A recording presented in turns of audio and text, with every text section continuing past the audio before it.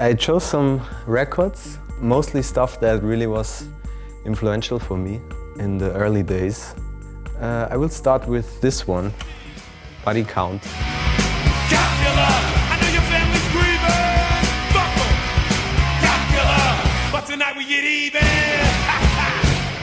I got to know about it just because of my cousin, who lived in the same house as me when we grew up. I was more into hip hop and he was into metal, so yeah, we kind of agreed on this LP. The whole production, the beats, the Ice-T voice, the guitars, like the heavy riffs. I think it's a great combination of hip hop and metal. That's what I really like about this. Good lyrics too. Bit hard sometimes, but good. Next album is Nate Dogg. I got love for my homies who be rolling with me. Play no game, play no games, cause ain't nobody playing with me. I got love. His voice is, for me, one of a kind in the hip-hop scene of the US. Like his singing voice, everything. And it's just such a smooth LP, like it's like really, really super smooth. The beats are very, very clean. I think it's all 808 drums and super gentle somehow, but still grooving and tasteful and not stupid or empty of content. It's definitely one of my favorite soulful hip-hop records. Yeah. Stay in the US, probably a record that has been bespoken on a lot. Yeah, another one there.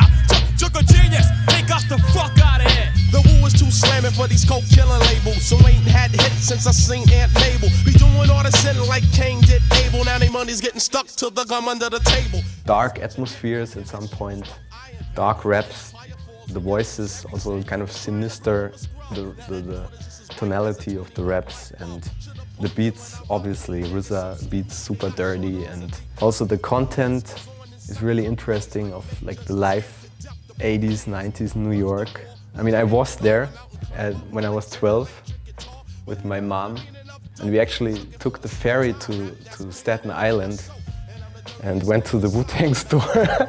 Today we're coming to you from the Wu store.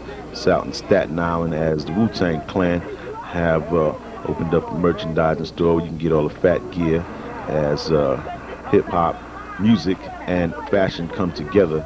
Everybody was friendly. It was a nice experience. Just Wu-Tang fans from Lower Bavaria, 12 years old, okay. Another one from the hip-hop section. I think my most favorite hip-hop album ever. I'm more for real than the shit that I kick when I feel that I'm dangerous. I leave your family with a fuck you know, with a fuck you wrote. You pay with your life, with a fuck you float.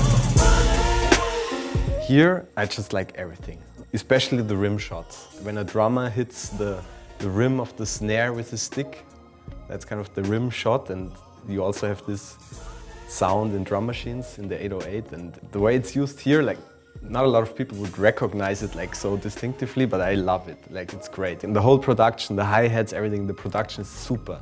Also the voice of Scarface it's just like that. Obviously I chose one electronic album from Germany, from this guy, DJ Kotze.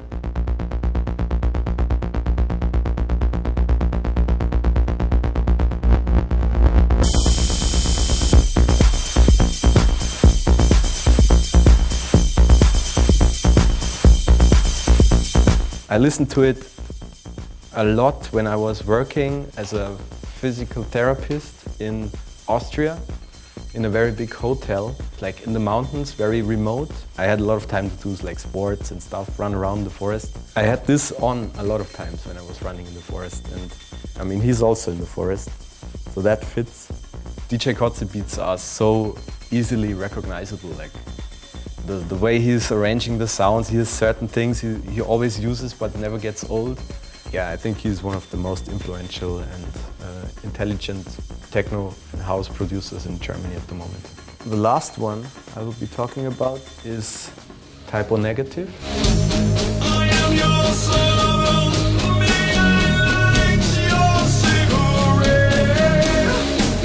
I mean, the singer, Pete Steele, he has a very distinctive voice. Yeah, and it was very big in the scene where I was growing up. A couple of like smaller nightclubs there. No techno, electronic music, almost no hip hop. Then there always was like this little bar in the basement where they had this metal. A lot of people really liked Type O Negative at that time, and especially October Rust. So yes, that was it. Thanks for having me.